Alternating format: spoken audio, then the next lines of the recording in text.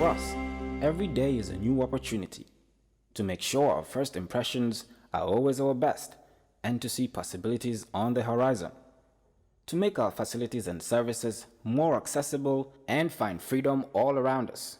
With a location proximity to active markets, with a liberal air transportation policy, that daily pursuit is how we turn everyday opportunities for you. For all destination marketing support, customized packages for new existing airlines and operators, and for a highly ranked tourist destination, the Gambia Civil Aviation Authority is here to serve. We regulate air transport, operate and manage BIA technical requirements merged with commercial considerations. We have experienced and well-trained aviation professionals to cater for your needs.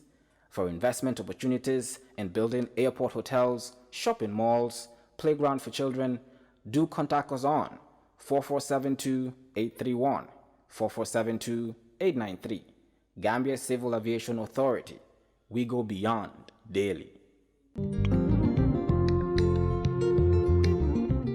Stewart & Co. Solicitors, a legal excellence firm in London that can help you with all aspects of your legal work. If you are looking at immigrating to the United Kingdom, Stewart & Co. can help you to set up business, buy houses in the UK, and will deal with all your legal works from start to finish. For all your general immigration work, we can help you with that as well. If you apply for any form of visa, whether student visas, settlement visas, marriage visas, or a child wanting to come to the United Kingdom to settle with the family, we can help you to achieve your goals. Stewart & Co. Solicitors, a legal excellence firm specializing in conveyancing, immigration, litigation, family law, personal injury, licensing, no win, no fee. Contact us today at www.sk-solicitors.com. And do small or big projects with the same dedication and commitment as we do.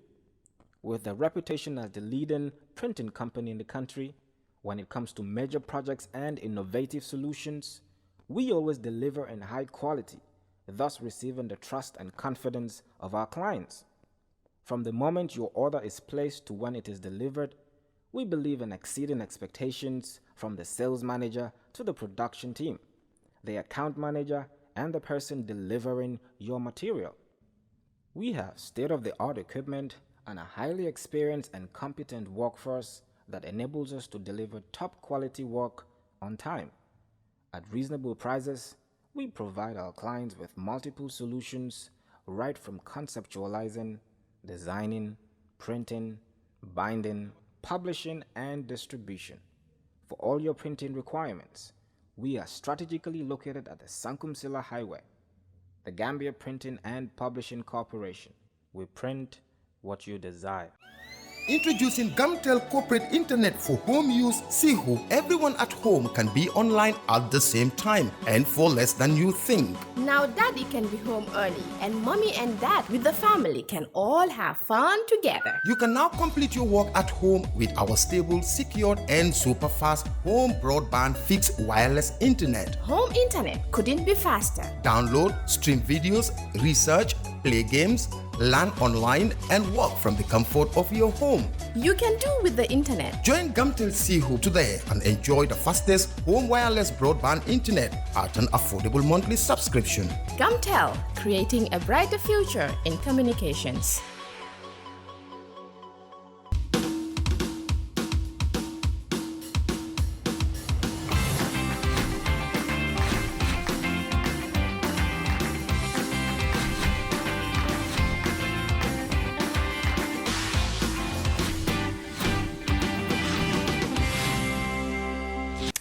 Hello and welcome to another edition of Kerr Fatou. Every Thursday we come here to talk to you about issues that are happening in the country. And of course, you guys all know what is trending right now is the new party being formed by the former vice president. And some call it the breakaway faction from the PPP. But of course, to discuss all of these is the former vice president himself, His Excellency Bakari Bunja Dabo. Mr. Dabo, for the first time, welcome to Kerr Fatou.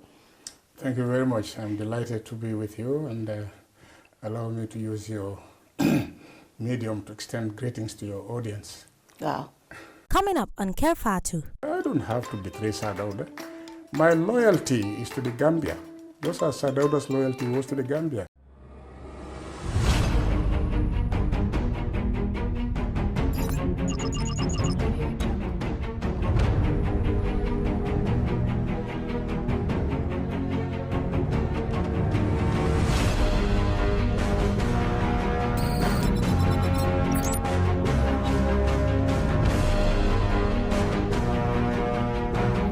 In communication, connectivity is everything. We ensure that the links never sleep. Quantities and qualities, all in our data service, providing efficient, reliable voice and data service. We believe if you're not up to speed, then you're going backwards. Communications have to flow as fast as the speed of light. Whatever business you're in, having someone who understands your needs is critical. That is why we just don't offer you technology, we offer you solutions. Enjoy Gamcel's internet broadband anytime, anywhere. Your national operator, Gamcel, Yaibaram. His Excellency has vast experience in governance. At a very young age, I think if I'm referenced properly, he's the youngest person to serve as Vice President of a republic. He worked as ambassador, he worked as a vice president, he worked as finance minister, and then he went on exile. He was away for some years, and a lot of people criticized him during the process as well when he joined the junta, and some people would, I think that is something that it will bring a lot of argument to the conversations that people always have around him. But one thing that anyone cannot deny is his vast knowledge of governance, where when he started at a very young age, what he did during the Jawara time as finance minister during the APRC government. And of course, now he's back into the country when the new dispensation took place. And the PPP, as we know, is going through some issues, some of it which is at court level right now. But we have seen the emerge of the Gambia for All party, and this is spearheaded by him and some other members. We will talk about the executive, but what inspired that? Why a lot of people were saying, why is Bibi going ahead forming this party? Is this going to be the end of the PPP? Because if you talk about PPP, you're talking about the MC Champs, the Bolan Sonkos, the Bibi Dabos, Landin Jallo Sonkos, and all of that. If those people are definitely going away, what is left of the PPP? Why is Bibi and this faction trying to destroy the PPP? This is what a lot of people are saying, Oli. Today we have the former vice president here, and it's going to be an interesting conversation. Thank you very much, Fatou, and welcome, Mr. Vice President. It is indeed going to be a very, very interesting conversation. As you have said, he has started from a very young age, and I myself, being a very young person, I am very well interested to know from his career, from how he started, his participation in politics. As you've mentioned, how he was the former vice president during the Jawara regime, and him joining the AFPRC and then going into the self-imposed exile. I mean, I would be very interested to know all of this because, yes, now we are talking about him setting up his own party, which is called Gambia for All, but I believe that the past definitely has a role or kind of not dictates fully, but just has a bearing to the future. So for us to sit here and have the Honorable former Vice President sitting here in our midst, I mean, Fatou, I am delighted, and it's an opportunity that not everyone would have, especially people my age. And then growing up, I heard a lot about him. I've heard Mr. Bibi Dabo, excuse me for calling you Mr. Bibi Dabo, because I should accord you your title, which is Vice President. So having him in our midst today, I mean, we're delighted and welcome once again. So we get into the conversation and everything that have been lingering in the minds of people and our minds, and especially young people that don't know much. We would be happy to learn from you and, yeah, take it from there. And definitely, first I want to start on a very light note. This has been something that has been lingering in my head. Wherever I see Bibi Dabo's name being written, there's always like, Demba is okay, Demba is okay. And I'm like, where did that come from? And at some point people started saying, no, Demba is not okay now. So, but you know, I just want to have a background as to what brought about that Demba is okay. I heard it's from your people, the Kiang people, the Kiankas. What's the history behind Demba is okay? Yes, I'll try to remember.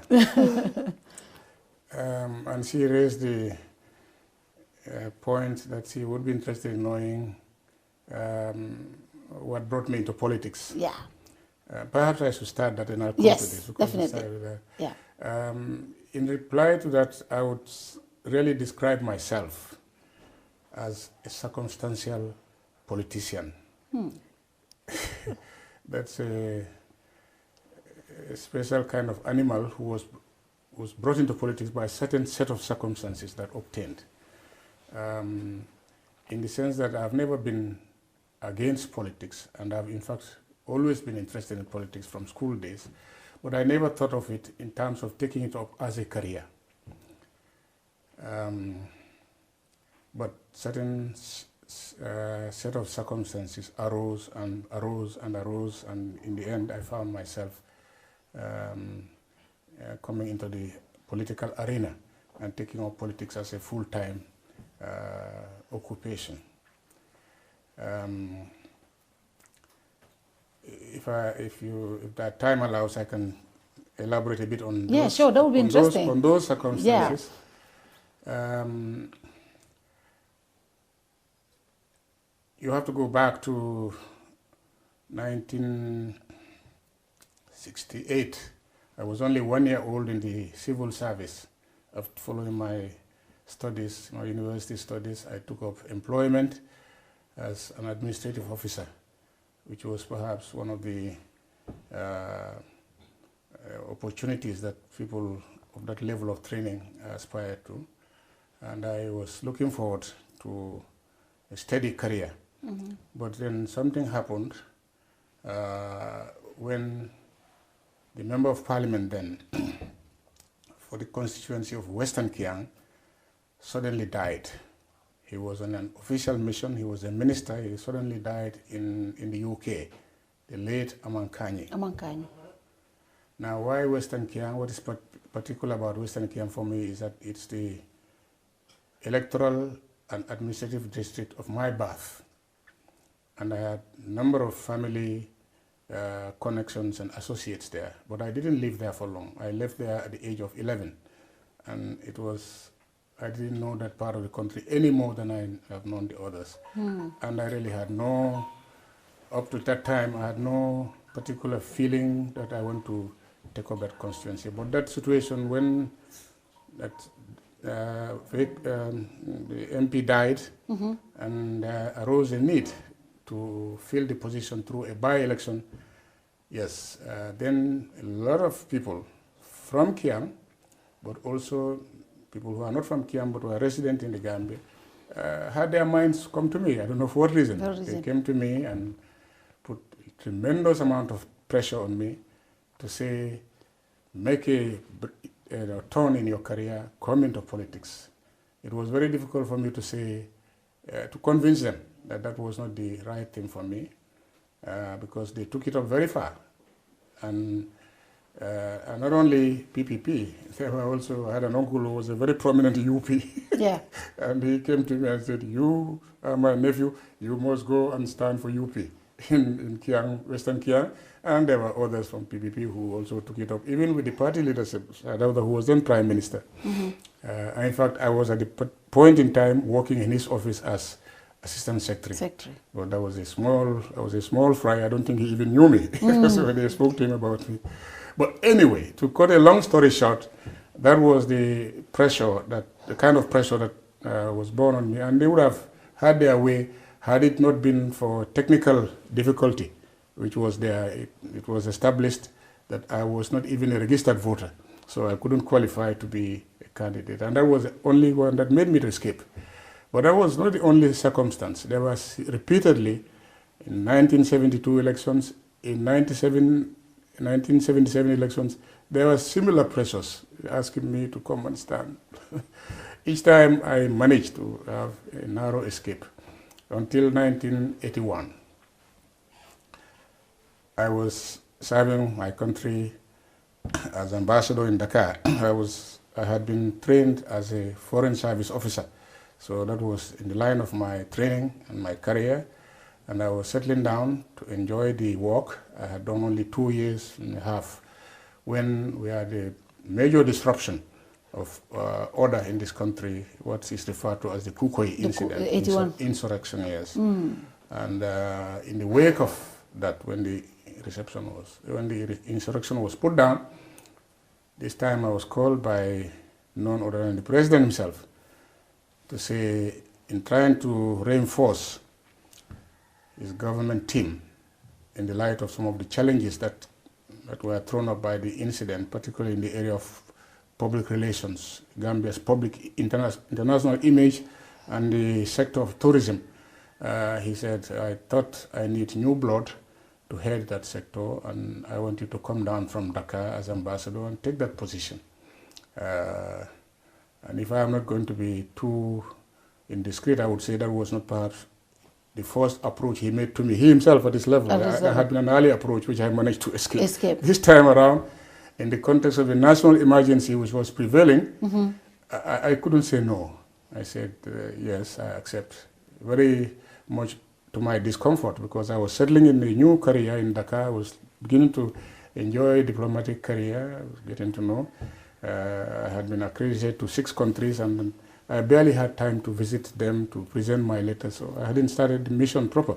But anyway, I came down. It was an international crisis, so I came down, and that's how I became minister responsible for information and tourism. Of course, in keeping with the Constitution, I had first to be nominated as member of Parliament, because the Constitution then required only members of Parliament to be appointed ministers. So fortunately, there was a vacant position of nominated member, and I was nominated. And then, so I took up that position in September 1981.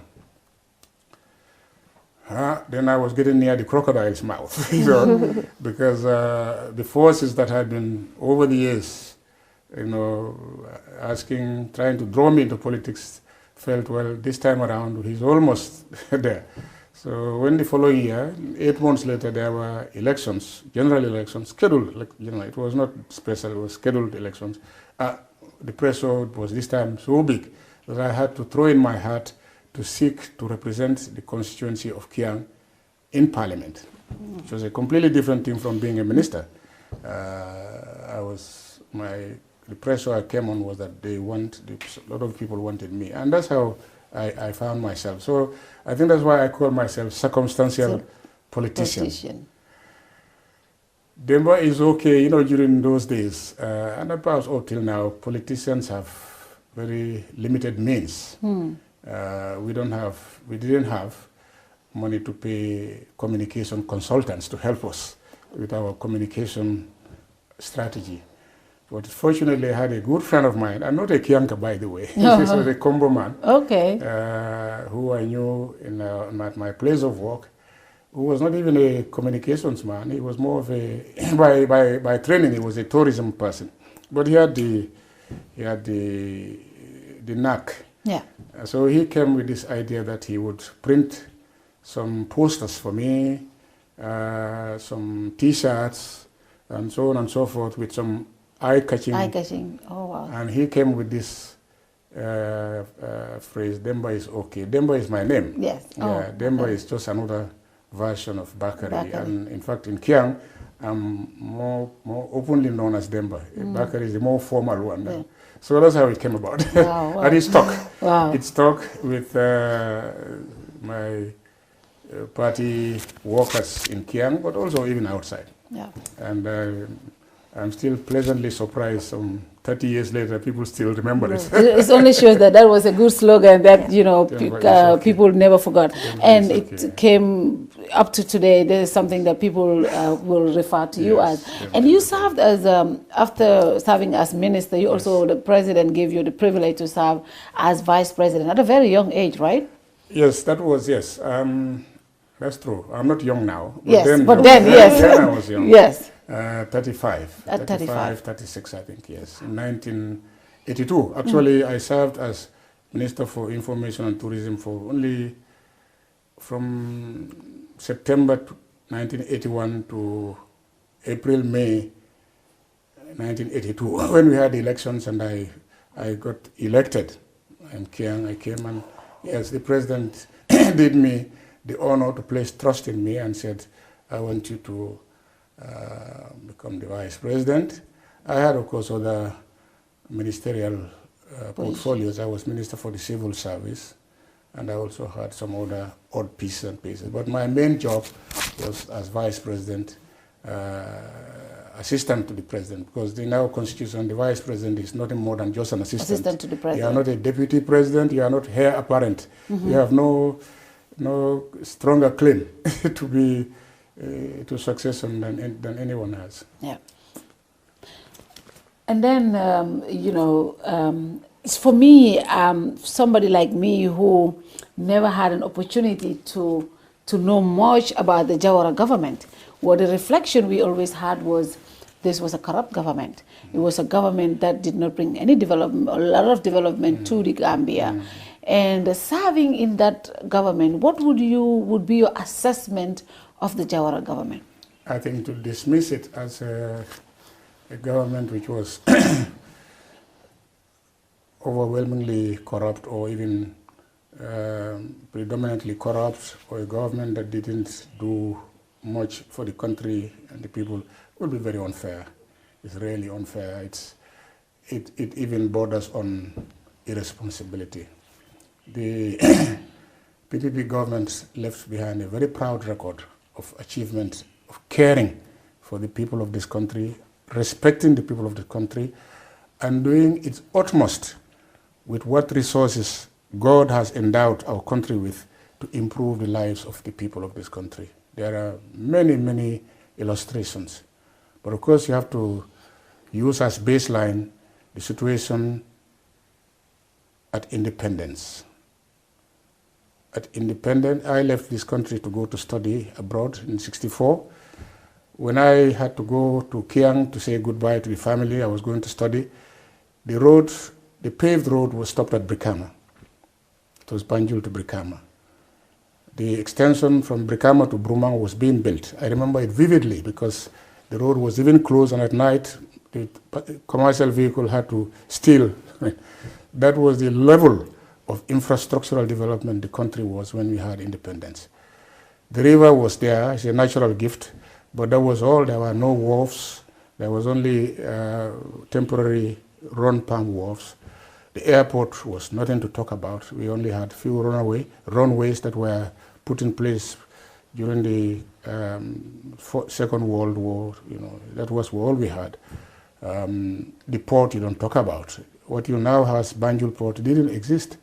You had a government wharf, they call it government wharf, somewhere behind the old courthouse. What you have now as Port Authority was just what they call Admiralty Wharf for rivercraft. The level of equipment, infrastructural equipment, was next to zero. And if you step back, just 2 decades behind, authentic accounts of a less than 24-hour stop over here by the then President of the United States, Franklin Delano Roosevelt, who was going to Casablanca during the end of the Second World War to negotiate with his allies from Russia, and he passed through because he never traveled by air. He came by sea from America and apparently spent the night here, guest of the governor. And you need to see his frank assessment of the depressed conditions this colony was. And according to accounts, he didn't even spare his friend Churchill when he met him. He said, how can you leave people in that kind? That is the kind of state in which the Gambia was at independence.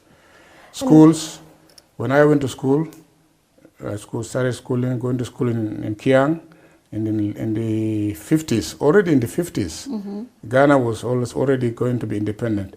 There were only 3 schools in the whole of LRD, only 3. Medical facilities you don't talk of. This is the state Gambia took off. Agriculture, you can't, same, just the ancient forms of production. This is what the PPP government took over the country. At the time, we couldn't even generate enough revenue to pay the civil servants. To pay salaries, we couldn't. For about the first 2-3 years, we had to enter into agreement with the British government that although we are independent, you have to give us what they call granting aid. It's a scheme under which they gave us money to enable even to pay civil servants. That was a state where the PPP took the Gambia. Okay, 30 years later, we were overthrown. But before we were overthrown, we have done a lot in the area of communications, in the area of health, in the area of education. We did tremendous amount, particularly when you relate it to the level of resources we have. We never promised the heavens. We never promised what is not attainable. But we propagated an attitude and a philosophy which we call tesito, self-reliance. We never said we would make the country land of milk and honey for the people, but we told the people, let's all brace ourselves and work hard. And I think we produce results which every objective observer had given us credit for. Our economy, in terms of the macroeconomic framework, in terms of the state of public finance, was in top condition, attested to by not only local experts, but by IMF and all foreign parties. Now, of course, since 1994, a lot of propaganda has been churned out through the media. The public media, which taxpayer paid for, was used deliberately to tell lies and calumny over so many years. So it's natural that a whole generation grows up getting the wrong, distorted notion. But there is nothing of truth in the suggestion that the PPP government did nothing. There is also no truth in suggesting that corruption is our true hallmark as a system. There was some degree of corruption, irregularity, but there was a functioning system, including auditing, including prosecution, of course within the context of rule of law, where a person is not guilty until you prove him guilty. We didn't arrest people and take them to NIA. We didn't believe in that. We couldn't do it even if we wanted. The law, the system didn't allow it. So as a result, of course, some people, might beat the system here and there, but it happened. So before we go to the 1994... Actually, I wasn't even going there. I was just going to add on to what he said, because I think it's very unfair for people to say even that the Jawara government did not do anything. Because you cannot compare 1965 to 2019. It's like when you have a child. You're from a baby, you crawl, you walk. So you can't expect a baby to start running. So that would definitely be very unfair for anybody to compare these two governments. And then I know one thing. I have said this before, and I would sit here and proudly say it again. In terms of when we had the Jawara government, I was young, but then I grew up and then I've learned and I've heard a lot. In terms of education, the students that they were producing, I mean, right now, like the positions they held, not only in Gambia, but even outside of Gambia, because there was what was called quality education, not quantity. And then we come down the line 22 years, 25 years, and the education system we had is definitely just quality and not quantity. We had many schools. Everybody had the opportunity to go to school, but I mean, what were they really being taught? So, I mean, that was just to add on to what you were saying, that definitely we can't even compare that, to be honest. So she's PPP, so I expect her to say all of that. So, so if you, in a simple context, how would you describe Sadauda, Kairawai Jawara? I had personally seen and observed Sadauda in various settings. The first time I remember I saw him, he was a veterinary officer, a senior veterinary officer. And that meeting with him, although I was only a schoolboy in Kiang, left me the impression of a very dedicated public servant. We had an outbreak of cattle disease, and I remember it must be late in the afternoon, 4 o'clock, 5 o'clock, extremely hot day, when I was fetched to go and drive our herds. My family raised herds because there was a veterinary team that arrived in a little, very creaky kit car, and they were led by him. They wanted to see specimen cattle and take blood and kind of thing. And I remember we went and brought them in, and he did the necessary work and left. Then, of course, I didn't, as a child, I didn't even know him. Or it was after he left that there are some elders standing around. I had them chatting among them. Said, "This is Almami Jawara's son." I remember that very well as a child. That was when I first started seeing him. Subsequently, when I went to school in Banjul, I stayed and was raised by a man who happened also to be one of the founders of the PPP, the late Sanjali Bojang. Sanjali. He wasn't the late founder in the sense of actually the people who initiated the idea, but he jumped on board very easily, and given his stature and his style, he became a predominant figure. And during those days, Sir Dauda was still director of veterinary services, but he was obviously seriously contemplating, thinking of coming over to join the PPP. It was quite frequent. At close of work, he would drive his car and come to find Sanjali Bojang on 4 Jones Street, where we lived. And at that time, we were a little older, going to secondary school. Sanjali used to take pride after the official business to call a few of us and say, "Bring your reports to show to this man." You know, they were talking about the future of the country. So that was, again, saw him in Dumbuto. I remembered him as a dedicated veterinary public servant who really, in spite of the heat and everything, was there doing his job diligently. This time I saw another version of him, not only a politician, but somebody who even in his busy schedule had time for a small schoolboy to read through, find out what is it that we would like to do, and have words of encouragement. So I found him a very humane person. Later in life, as I said, I even came and worked in his office as his assistant secretary. But that was a big establishment. That was a small thing, and I don't think I had much direct link with him. Some ideas emanating from me might reach his table, but it has to pass through me. So I wouldn't remember much about it. But later on, when I was commissioner in Basse and Kerawan, he came around. He came around, frequent visits. He would even spend nights on my own modest little bed because that was all that was available. And that also brought me a little closer to him and observe him as a person. Very humane person, very simple person, very committed to the people. And I realized that between this man and the people, the ordinary folks, particularly the rural folks, there was a remarkable bond that most people don't understand. I think it must have started when he was a veterinary officer. That brought you right to the smallest villages. And later on, as a politician, he had that. I observed that as commissioner. I was usually marveled because I didn't have to participate in these political meetings, but I would accompany him as a matter of courtesy and see and observe. So I saw him also in action as a man of the people, genuinely, with a genuine common touch. Time went on. Later on, he appointed me ambassador. Well, I was at the bank, I didn't have much to do, but then I was as ambassador, I saw another facet of him. I saw how he related to other other leaders. And I saw how much esteem he earned for himself and for his country, how much respect he earned for him by his moderate stance, by his constructive stance on a number of issues.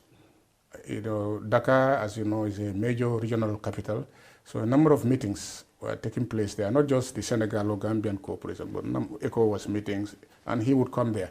And I saw him at quarters and saw that, yes, Gambia was lucky to have a leader that commanded that much respect and regard among his peers. Later on, he drew me near, I became minister, even vice president by his side. 10 years. That really gave me even further opportunity to see him.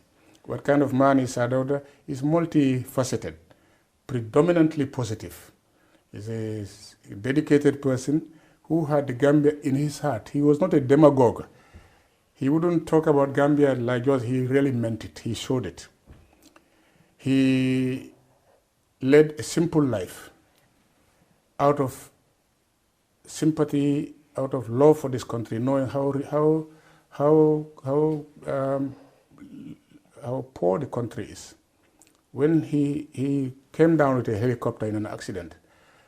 That day, I was Minister of Information and Tourism. I was a junior in terms of order of precedence. I was one of the first ministers, the only ministers available, because most ministers had gone out campaigning. They contacted me. I went to the hospital to make arrangements because they were being rushed down by a car to make hospital arrangements for them. When they came, they arrived in the hospital, they changed their mind and said they would take him to his house, his state house. I followed them there, and I was amazed. I never got over it when I saw the bed on which Sir Dawda was sleeping. The same kind of bed that I slept on as commissioner. The same kind of PWD made bed. That was what Sir Dawda had in State House. That was where I found him stretched with serious back injury. He could hardly talk. He held my hand and said, I said, can you sit up? He said, no. I said, the doctors are coming. The doctors came and found him there. They treated him there. That was the first time I entered his living quarters. Yes. And I saw the kind of man he is. He had all the opportunities if he was that self-serving, if he was not sensitive to the needs of the Gambians, if he wasn't sensitive to the situation of he would have lived in much greater luxury. That's Sir Dawda. I can go on. And on and on and on. So now, now we get into July 1994, when we had soldiers led by Yahya Jammeh, yes, and he overthrew the Jawara regime. So, and then later, I want to assume that you definitely condemned the coup as everyone else. Yes. But then we have seen you join them. Yes. Did you know what their agenda was, or what they represented, or what they stood for you to actually leave Sir Dawda, your colleagues, and then come back to Gambia and join this, the same people or the same party that actually committed treason by overthrowing a democratic elected government, and you came and joined them? Right. Why did you do that? Very good, thank you. Yeah. Yes, I condemned it, but I didn't just condemn it. I did not simply condemn it. I tried to fight it within what I can do. Within what I can do to fight to undo it. When it dawned on me that the change has occurred, the first thing I did was to make sure that I didn't sit around to come and be caught like a chicken and put in prison. I found my way, and fortunately, I got to the port and found the president on board an visiting American ship, which I didn't even know about. I was then Minister of Economy and Finance. But I was told that there could be a getaway launch for ministers who wanted to, and that was where I was heading. But in the commotion, my driver lost his way and found me. So I went and joined him there. The rest is history. We went up to Dakar. We got there the following day. It was very difficult. We had a lot of constraints, but I lost no time. My Sekou Sabali and myself, Sir Dawda was old. He was lodged at the residence Medine, but we lost no time to do everything possible to work not only the Senegalese authorities, but the international community, because we knew that domestically we didn't have enough forces to undo the coup. So if the coup has to be undone, it has to be from outside. But there is nothing we haven't done, including contacting the Commonwealth Secretariat, the EU, and other neighboring countries. We've tried everything under the circumstances, under the direction and blessing of Sir Dawda, but the actual footwork, we are the ones who did it. That was our determination. We didn't simply condemn it, we tried to fight it. What you see in life, you have to be realistic.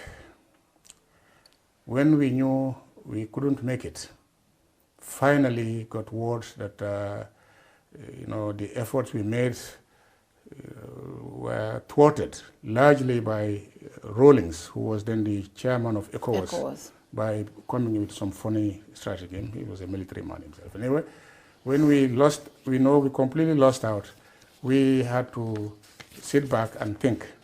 It was in that context that the military reached out to me, initially not directly, but through emissaries. They sent as well as through other many sources, and suggested that I should come and help them. You mentioned that I joined the junta. In fact, I didn't join the junta. The junta consists of the military elements who took over power. They had the junta and they had the government, which worked in support of it. Yeah. And they had adopted this attitude of looking for what they call technocrats, or people who have got technical input. They took teachers and others. And it's in that regard that they appealed to me to say, come help us with the Ministry of Finance and Economic, which we are running. And I didn't see myself as anything more than a technocrat coming to take on a technical job. But of course, I was also, I consider myself somebody who loved his country. And I had hoped that my physical proximity with them in that role would give me an opportunity of trying to put some sense into them. The ideal would have been to avoid the coup d'etat. Failing that, the second ideal is to abort it. But where that failed, you want to make it as short as possible. And I thought that was something that, as minister in the government that they formed, I could have a small chance of trying my hand to do it. And that's the only reason. It has nothing to do with an endorsement of military rule. On the contrary, I condemned it. I consider it as an aberration, not the norm. I had lived in Nigeria and in Ghana. I've lived through many coups d'etats, and I know the devastating effect. And I was in no doubt that Gambia was one small, fragile country which will be destroyed by military rule. So at the point that you took appointment as finance minister, this in August, the likes of OJ, the likes of Kama Baji were being detained. Yes, yes. We were being detained, yes. And these were your colleagues. Yes. In fact, at that point, Sadauda was struggling to make ends meet, because we remember we did know that the Senegalese were not helping. They were not really helpful to helping, even though because of the breakdown of the Senegambia Confederation, they did not want to help you guys when you went to Senegal. They were not really supportive 100% to help bring the government back, even though they had helped during the Kukwe attempt. So at this point, Sadauda was going to, at some point, I think, went to even Nigeria to look for money to be able to take care of him and the team that he was there. And OJ and others were in detention. And you being one of the key members of the government at the time, and when the government came, the junta, they accused this government of corruption.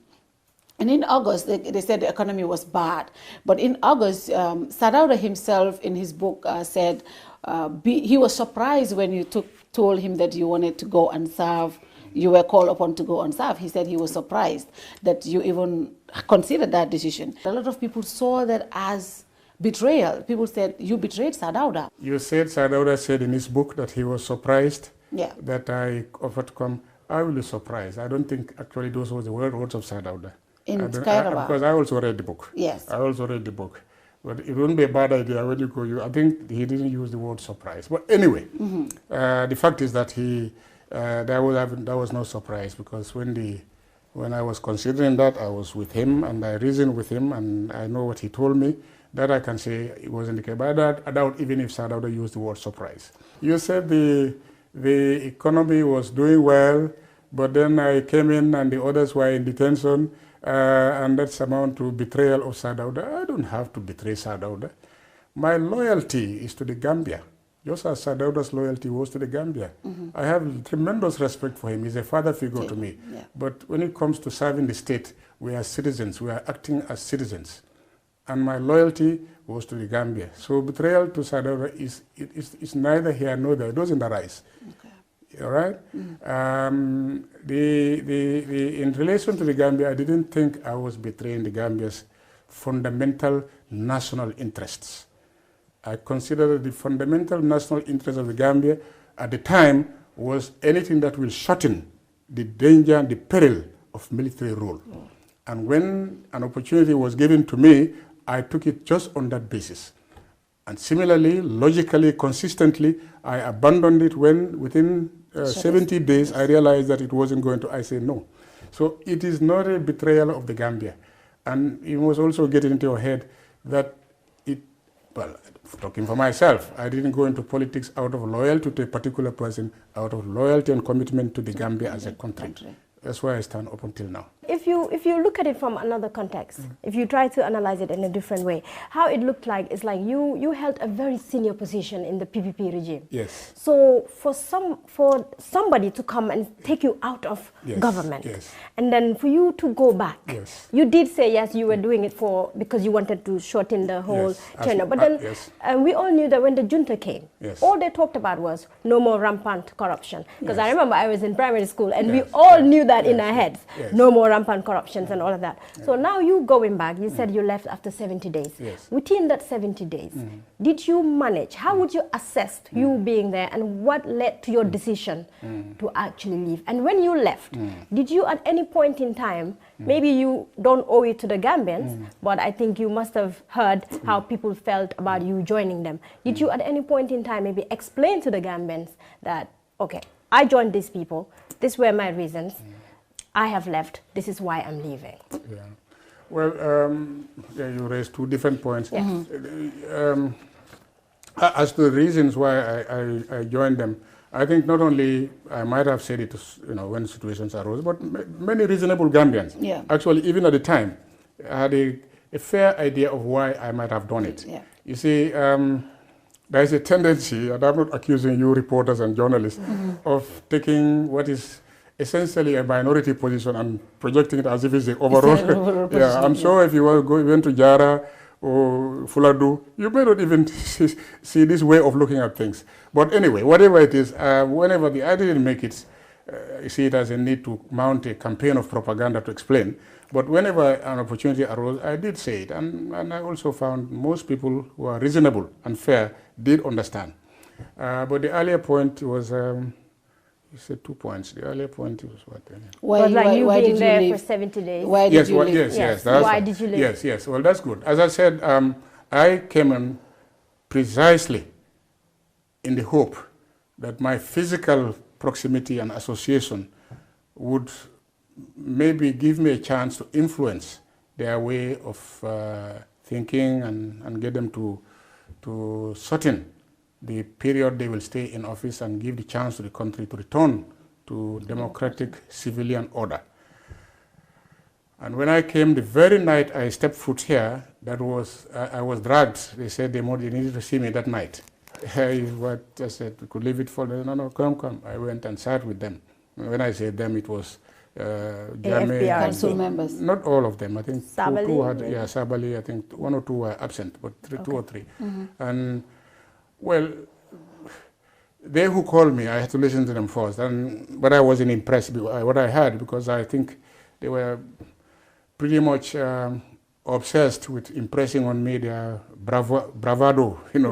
We took over Fajara barracks, we came here, that kind of thing. So I didn't gain much from them, but I used the occasion to tell them the reason why I came down and try to get from them a commitment that a military rule, though we might not like it, is a reality we have to live with, but that it is desirable to keep it as short as possible. That was national interest called for, and that was what also will be acceptable in the international community. Up at the time, they didn't say no. They repeated what they had been telling everybody, we haven't come here to stay long. We haven't come here to stay, they said. And as soon as I actually resumed work, I began to tell them, it is not enough to say we were not come here to stay long. You have to demonstrate it in a programmatic way. You have to produce a program to show everybody how you will not stay long. You cannot just say it word of mouth. And I got them around to accept that principle. And they asked that the ministers who were in the cabinet, the technocratic ministers, should help them with a draft program, which we worked on very diligently. All the ministers there, Satan Jao, Mbenga, and all those ministers who were there, and Mr. Sonko, we worked together. We used to meet every Saturday in my office. I didn't appoint myself, but they did me the honor of coming to using my office as a coordination point with Ami Bensouda, who was then Solicitor General, and Ali Ngom being the secretaries. They were the secretaries to our technical committee. We produced a set of a program based on what they were saying to the world, that there was corruption, that there was slow development, blah, blah, blah. So we drew up a program, including, for instance, probing corruption. If you say there's corruption, let's probe it. That's what a serious person does. They talk about, tourism, prostitution. We talked about measures to deal with it. They talk about some environmental issues. We say you can take action and see the impact. They talk about slow pace of development. We highlighted some of the projects that were already included in the public investment program and said these ones you can give it your youthful dynamism and push and get them implemented. When we listed all those, we sat down and said, how much time do we need to implement all this, including the commissions of inquiry? Initially, we were convinced that it could be done in 11 months. 11 months. Now, I believe that if we had succeeded in getting the military out of public life in 11 months, that would have been good for the country. And that was the proposal we put to them. On a Wednesday, we gave them that program. The expectation was that they will study, when I say they, the junta, the military junta, that they will study it and then call up a meeting of the cabinet where they also sit with us and tell us what they feel about it and hopefully lead to its approval. Because our development partners, the World Bank, the IMF, they had that time made it that a condition. We have to have a program, serious to be serious. They looked at it on Wednesday, Thursday, Friday, around closing time, I had a call from the Secretary General to say, boys, you're not going to reject 9 proposals. When they say the boys, they mean the military boys. It was there, then I decided that it's up, because that convinced me that these people don't mean it. They don't mean what they have said. Anything. They are not worth, their word is not worth anything. All the same, I didn't immediately throw in the towel. I caused, it was late on Friday, I called up a meeting of our technician ministers on Saturday morning, again in my office, and reported to them, and they were all shocked like me, very shocked, because people need a new fronto. So we decided that we will ask for an audience with Jammeh at his state house. It took us nothing less than 4 hours to get him. The message was going, we were told he was sleeping. Saturday morning at 12 o'clock, he was still sleeping. We've had to force our way that we go and see him. All the ministers, or most of us anyway, we went there. We forced our way. We found a little officer there. I remember he was called Mendy, Captain Mendy, and we said we wanted to see the chairman, and he was so he said, I hope they wouldn't sack me. We said, no, go and tell him his ministers are here, they want to see him. He reluctantly went. Fortunately, by then, I think Jammeh, maybe somebody had woken him up. He came up in his trainers, hair all scattered. You could see him from sleeping. It was around 1 o'clock in the afternoon. He came and we followed him into the drawing room, State House, and he sat down. And he was very aggressive. Yes, so what do you want?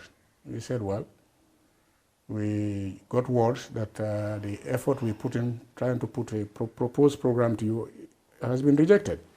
We want to know a little bit more. In the first place, we'd expected that you would call a meeting of cabinet and give us who wrote the report to introduce it, elaborate, and tell you why we did it. He said, no, we have looked at it because what we see old projects that are from the PPP program. We don't want to do that. And in any case, we had said that we are not going to stay for less than, I think he said 2 years or something like that. I said, you never told me that you don't want to stay for less than two years, because that will make nonsense of the program. The length of a period should be determined strictly by the program, the time it would need to execute the program. He said, that's what we said. Very aggressive, very hostile. It was a Saturday afternoon. The following day, Sunday, I was to leave to go and attend the World Bank and IMF meetings in Madrid.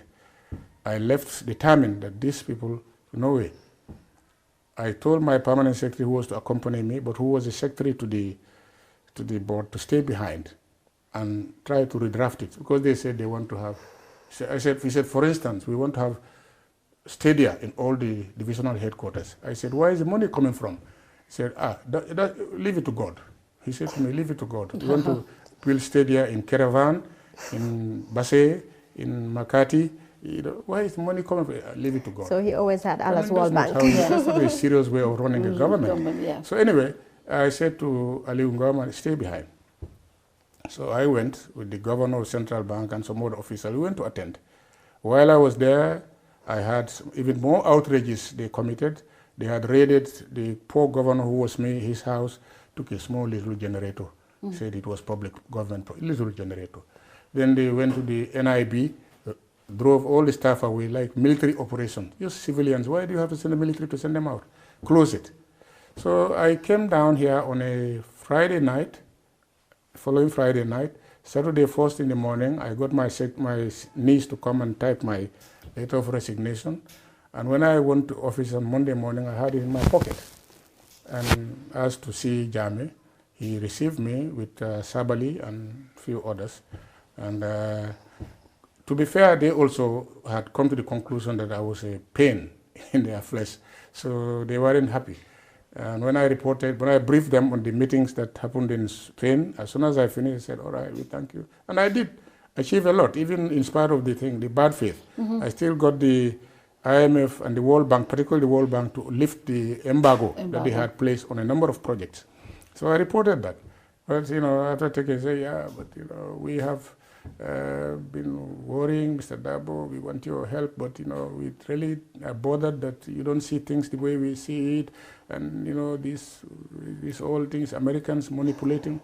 So I said, well, thank you very much. I've heard what you said. But in fact, work is a relationship of confidence. If you don't have confidence in me, tell me.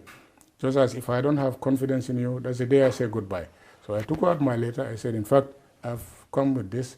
I want to let you know that I've accompanied you so far.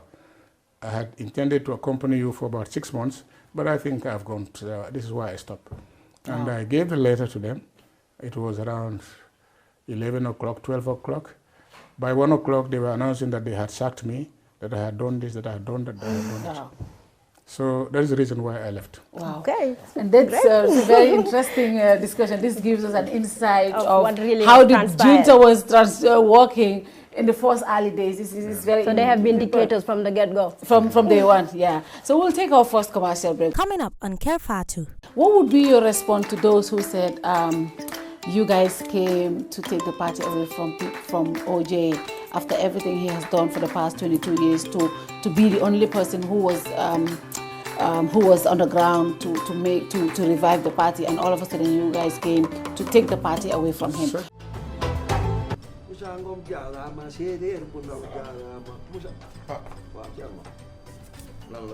Sampap deena déedéet daf ma yónni woon ma joué ko pay bi waaw yàlla def mu gagné jàppoon $100,000 la la ilaha illallah te yow xam nga ne sama papa dafa amee cardiaque yow da ngaa dof yow xam nga luy $100,000 am naa ko kay man naa lu ñoo bëggoon nga dimbali ci demal na nga def damaa toog rek sama xel mi ne ci yow xam nga bërki démb li daal si benn waay fee waaw ma romb ko rek bërki démb waaw muy yuuxu di tëb ma ni kii lu ko dal ñu ne ma daal ci loto gaming Gambie bi la laal jar na ko laal na ci lu di waaw nga dafa am quarté am kente am tiercé waaw maanaam nag tey jii kente bi la te jackpot bee passé xaalis kente mooy lan kente maanaam mooy juróomi fas yi waaw beneen bi am na quarté mooy ñeenti fas yi ak tiercé tey nag xaalis bi daa gën a yokk lu tax ndax jackpot bële dañ kaa tegaat ci bii maanaam juróomi fas yi boo ko jàppee ci ordre mooy risque nga désordre bi sax day fay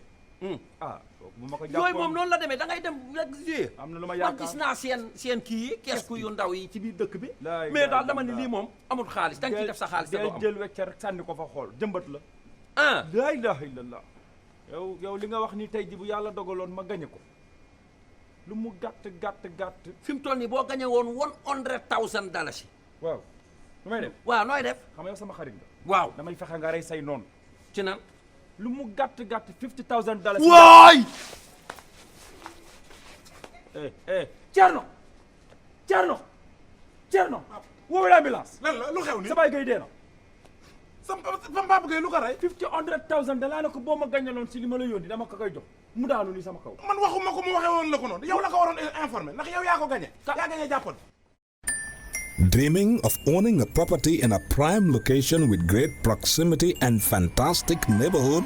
EJ Investments Sanyang Seaview Estate is the best choice you have been waiting for. Our Sanyang Seaview Estate is approximately 15 minutes drive away from the busy hub of Brusubi roundabout and into the heart of nature, where you can have a peaceful and relaxed lifestyle with your family. You can buy a finished 4-bedroom story with 5-year flexible payment plan or a service plot with 2-year payment plan option. With over 300 homes, you will enjoy big tar roads with covered drainage, modern electrification with solar street lights, gated entrance with security post, and a breath-catching experience of our beautiful sea view and lake view. You can own a home today at our Sanyang Seaview Estate. Call us today on 446-4838 or 325-9220. Visit our website on ejinvestments.net. EJ Investments, first in property.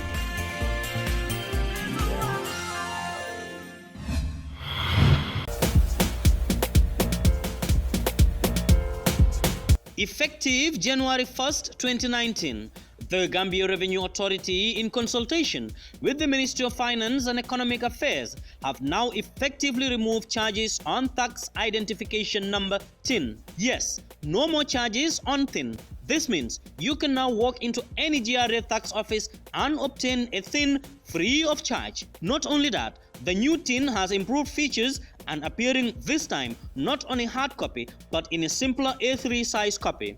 Application for a TIN remains the same, and all you need to do is to provide your national ID card, passport copy, or a birth certificate to obtain one. Applicants are urged to apply in person or give written authority to representatives or people processing their applications on their behalf, and avoid using agents. Rush now to any GRA office to get your TIN at absolutely no cost. GRA, collecting revenue for national development. Every young Gambian dreams of a university degree. He wants a good paying job after graduation, a pretty wife, and ultimately own a dream home. What if I can't afford my desired dream home? And that is why you need to visit Universal Properties. We specialize in customer satisfaction. We listen to every of our clients' needs when we show the properties to our clients. Before you know it, you hear the client saying, I like this house. This is the room that cuts my heart. And most of the time, they cling to the door, never to let go. Most clients want to close the deal right there. And that is why we always have their contracts in the trunk of our cars. We work at our client's pace. No haggle, no hassle. We're waiting for you at our office in Caraba Avenue here in the Gambia. Have you run out of cash power? Do you want to transfer funds to your family? Or do you want salary advance without coming to the bank? Your banking services have just been brought to you on your mobile phone. Download and install from your App Store or Google Play Trust Bank's mobile app. Simply search for TBL mobile app and follow the instructions. You can access the following services: funds transfer, cash power purchase, forex rates enquiries, mobile airtime top-up, mini statement, balance enquiry. TBL app is the only app that allows you to take salary advance and many more. You can also interact with your customers using our USSD code by dialing *533#. At Trust Bank, we bring innovation that is useful to you, our valued customer. With our mobile app and USSD, banking is at your fingertips. Trust Bank Limited, proudly Gambian. Welcome back to part 2 of this interview. Actually, what this part did was to give us an insight about the PPP government. Of course, also an insight as to the 4 days of the junta, how the technocrats tried to shorten the the period of the junta, and it just gives us an insight why some of them left. But now the Honorable was out. When he left, he went on exile for so many years. I guess you were in Nigeria and other places, but you were in UK. He was in elsewhere. He was in UK and elsewhere, where he was. I mean, a lot of people say he was just minding his business. He was more of very observant as to how things were happening. And then when the new government took over, him and so many other Gambians came back home. And when you came, you went back to the party that you were part of, that is the PPP. And in fact, you, when they went on Congress, just like other parties, you contested for the leadership of the party. Just before you answer that, I would just like to know, during the time you were in exile, yes. did you at any point in time contribute to the PPP party, or yes. were you in touch with the PPP party before coming back for the Congress? Yes, and in fact, that gives me an opportunity to comment on another proposition, that I was there minding my business. Yes, I was doing a bit of minding my business, but I think I did more than that. Yeah. Within the constraints that are imposed on you from time to time, you have to operate. But I never, I think, within 30 days of leaving this country, I was quite active in London, writing and speaking to newspapers. If you look at the earlier publications of West Africa magazine, which was then the most influential, there were a series of interviews. I had a lot of interactions with decision makers in the British establishment, particularly parliamentarians, to try to warn them as to what was taking place in the Gambia. There was at the time a very unfortunate period for West Africa, because in Nigeria there was Abacha, military dictatorship. In Ghana there was Rawlings dictatorship. He had claimed he turned to a civilian role, but he was still the same man. Strasser was another frightful dictatorship in Sierra Leone, and Jammeh was here. So the first thing I did was to link up with a body of West Africans, intellectuals, politicians who are in exile, to form a very strong bond, because we realized we have a common cause to fight for democracy in the Gambia. I was a keen member of that. At the time, there wasn't much of Gambian activism by Gambians alone, but by themselves. But later on, I returned because I took out time to do a career with the United Nations, which lasted about 10, 11 years. During which, because of the restrictions imposed on me as a UN civil servant, there was a limit to what I can do. I still did some interviews here and there, but I had to be discreet to some extent. But at the end of that tour of duty of 11 years, I went back to England. I threw myself right in the fray. I found that the Gambians by then had started to operate in small groups, condemning the dictatorship. Even those, some of them who initially, were misled in believing that the Jammeh's dictator was a salvation. A lot of them came in small groups. And I was behind starting a new umbrella organization which operated on the basis of the principle that unity means strength. Instead of each fighting in their corner, I tried to bring them in, and we formed a coalition. We call it Campaign for Democratic Change in the Gambia.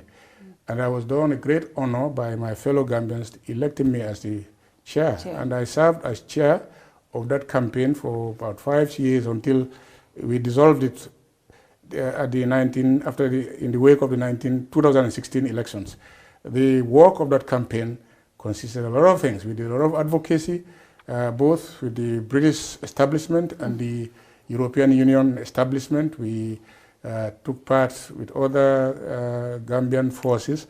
We persistently demonstrated at the height of winter against almost every outrage that was happening here. So I didn't just stop at minding my business. I did a little bit. You did a lot. A little bit. That's for the Gambia. For the PPP, when I left the country, the party was under bans. The military dictatorship imposed bans on the political parties. As early as 1997, when they lifted the bans, I was contacted by the leadership of the party who were on the ground, because I was away, Sadauda was away, Yeah. Sekou Sabali was away, most of the senior were, but some were here.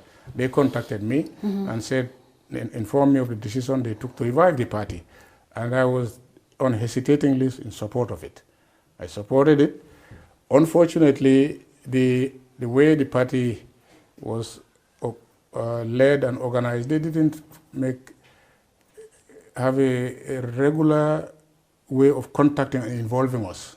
We just were hearing in the media that the party is doing that, but mainly really coalition talks that they are involved. But really, there is no dedicated line of communication. One would have thought that, that you see it. It's not the first time. Many parties in the world, the ANC, even during the war, there is a network. When you have members, particularly prominent leaders, you have a system whereby but that wasn't done. So we are very much in the dark until 2013, I think. 2013,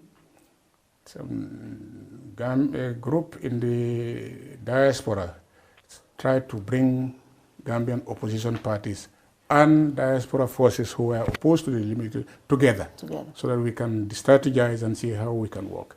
It was planned for Dakar, and prominent among those who wanted to do it was Buba Balde. Unfortunately, they couldn't pull it off. They had run into some difficulties. So another group based in Raleigh, North Carolina, then took up the idea and said, let's move it to Raleigh. And I went there. That was the Raleigh conference? Yes. Yeah. I traveled at my own expense, went and joined. Because they invited me, I went and said, use your resources for some other people. I paid for my way, and we came to Raleigh. And at the Raleigh conference, some parties were there. Usenu was there for the UDP. Omar Jallo was there for the PPP. And we had a series of discussions. I wouldn't go that way. You know how that landed. But in the margin of that meeting, Omar Jallo cornered me. His exact words were to me, Bakari, don't turn your back on the PPP. Bakari, we've not been hearing from you. I said to him, Omar Jallo, you people on the ground are yourselves to blame. Who is your liaison officer for contacting us? What have you ever informed us? He said, okay, let's forget about the past. But I'm telling you, help me. Because I've got to a situation in the Gambia where the other colleagues around me have either died, like Kamabaji, Kuti Sanyang, Mboj, but the others who are alive, I call up meetings, they don't come. I want you to use your influence, talk to them, and tell them to rally around me to help me. I said, all right. You say forget about the past, we forget about the past. Give me their names and their phone numbers. He supplied the names of Omar C., James Gomez, Yaya Sise, Dembo Jata, those who were around. From my house in Hertfordshire, I made it my duty, because it was before the days of WhatsApp. Yeah. I used to use my own money to call them, canvass them, get them around, and I found them, most of them positively inclined. Many of them complained that they had been holding back because of the way OJ was doing things. So I tried to get them to look back, forget the past and move forward. That much I did. And within the dynamic generated by that, Omar Jallo said to me that some PPP supporters in USA wanted to use my presence and his presence to raise some money for the party. I flew. In fact, when he contacted me, that time I was in Sudan on mission. I flew from Sudan to Turkey to London, flew from London to go and meet him.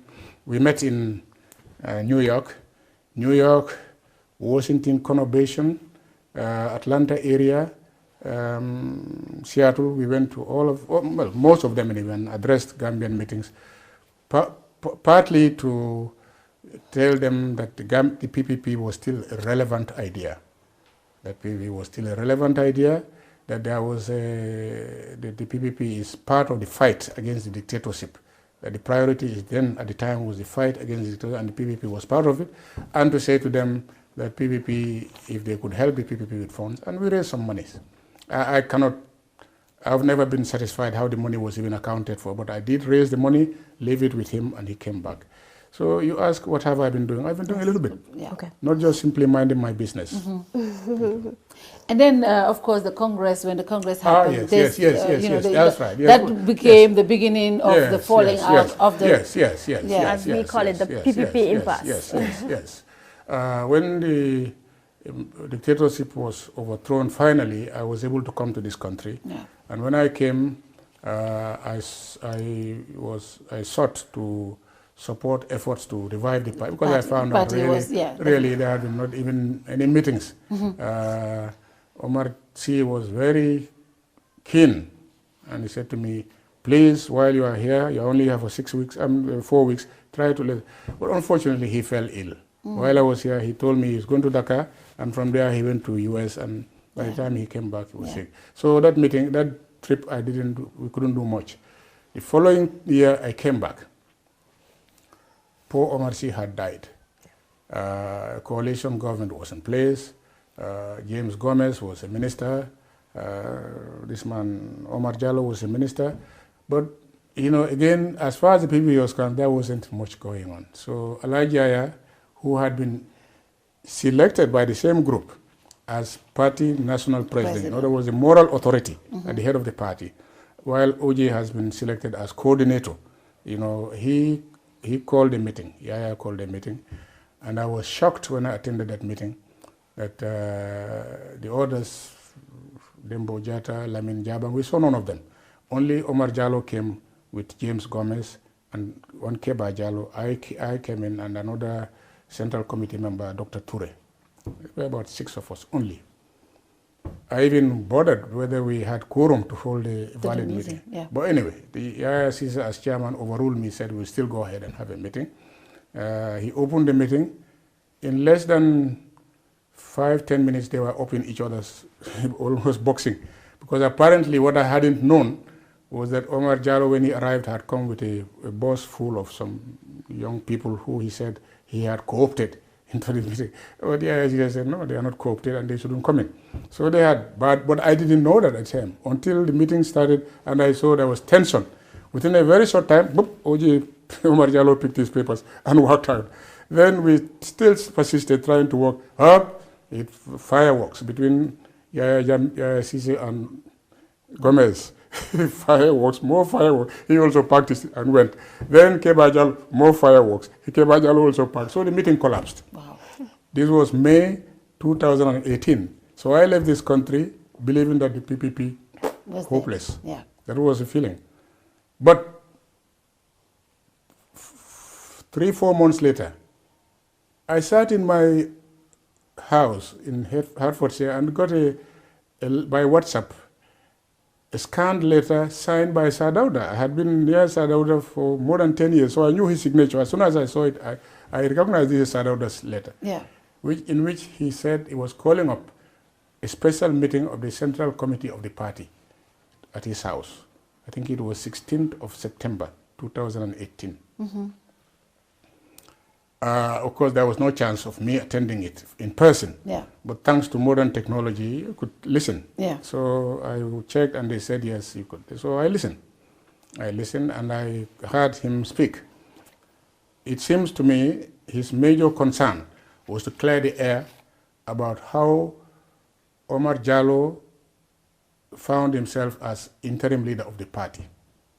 He read a letter which he, back in 1997, had written to the PPP leaders here.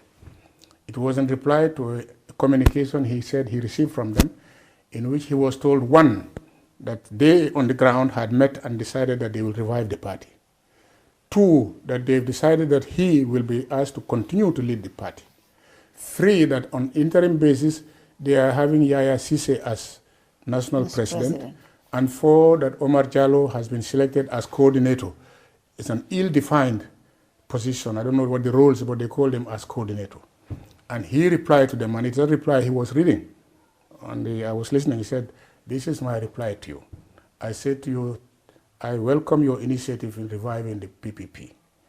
I take note of the fact that you had confidence in me, you want me to continue to lead, I accept.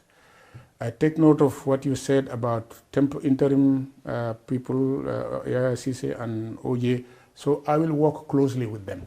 That was later, he said, this is what I said. I don't, Sadauda, don't have the power in terms of the statutes of our party, or the constitution, to appoint anybody leader. And I don't have the inclination to do it. That's basically, that was the main point. And after reading it, he said, well, if I want to add anything, is to tell you, if you believe in the PPP, don't allow it to fall. Please, don't allow the PPP to fail. Get together and revive the party. And that was what he had energy enough to say. His mind just took him upstairs, he went. Yeah. And the meeting almost ended there, because beyond that, I only heard Omar Jallow say, oh yes, you all finished, I'll go to Yaya Cisse, the problem is over, I'll go to Yaya and we reconcile. That was in September 2018. The subsequent months, I received irregularly information that they are trying to meet because, among other things, the IEC was putting pressure on all parties to hold a Congress before the end of December. So that was coming up. And when Alhaji Yaya contacted me, he said, you must come. Among other things, we lack experienced people for organizing a Congress. You can be a keen member of the PPP, but you can also be operating at the constituency level. At the national level, organizing the party, many people didn't have experience. So I took note of that. I had been privileged as to be a party, not only a member of the Central Committee, but a member of the party secretariat for all the period that I was minister. I was also, throughout that period, since the death of the late Alhaji Ebin Jai, I was the party's national president, national treasurer. We call him honorary treasurer. I was elected at the Banjul Congress.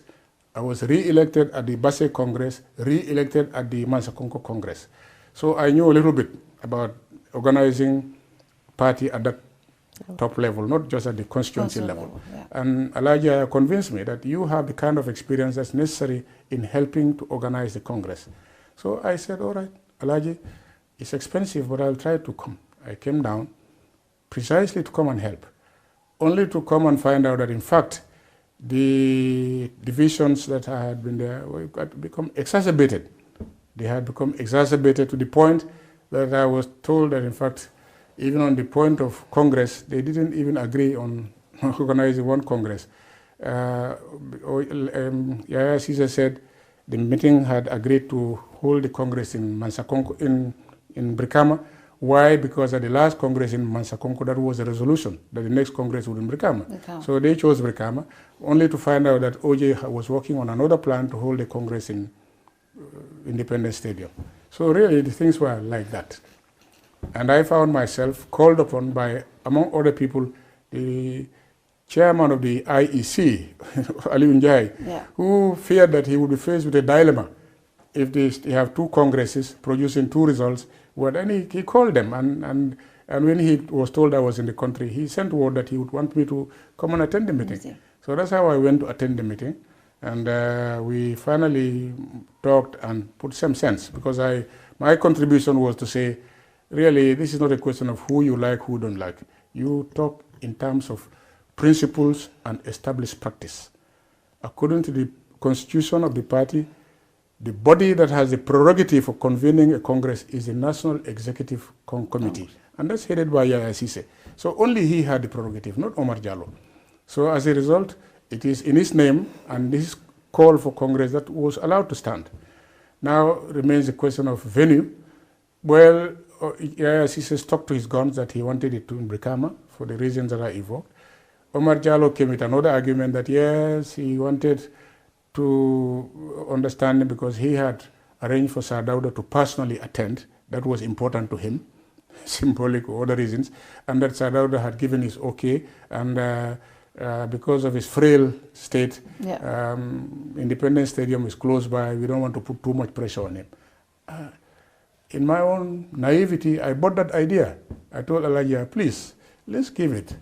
You know, the venue is not important, and we can always compensate Brikama people later on. Yeah. That's how the decision was taken to hold it in KMC. Independence Day. But because there had been this rift, and we had to shift the date because a lot of work had to be done. And because of that, our booking for the hostel didn't hold because some other party had booked it for subsequent days. Yeah. So that's why we moved to, I think, YMCA. YMCA, yeah. So that was the situation. Then we went to the Congress. Now, the Congress is a very serious event in the life of a party, a democratic party, a democratically operating party. It is the assembly of, if you like, plenipotentiaries, people who represent the various party territorial organizations. The party consists of territorial organizations called constituencies. And the Congress brings in their bona fide, genuine representatives to come and express and articulate the feelings of their constituency on the issues that will be put on the table for discussion. So it is very important that we are diligent in selecting only sincere, diligent, bona fide people. We don't go into Latrikunda market and pick somebody and say, you represent Kiang. That we do things thoroughly, one. That two, the Congress itself, once we open it, it also follows established procedure. One of the first established procedures is that we should put the proceedings under the control and the direction of a bureau that the Congress people themselves elect. They have to say, we elect you as the Mrs. X as the chairman of the Congress. We elect Mr. X as assistants to the Mr. Chairman. We elect Mr. So-and-so as the secretary and his assistant. They then constitute the bureau. They are the ones who you put the agenda in their hands and they direct the proceedings. They allow people to talk, they put order, they maintain order, and they are the authorities. So when we went to the Congress, we had, that's the least we expected. It is established procedure. And it's an old party. And we had been through many congresses. Fajara, Malfa School, Atlantic Hotel, Basse, Mansakonko, many congresses. This is really, it's basic, it's ABC.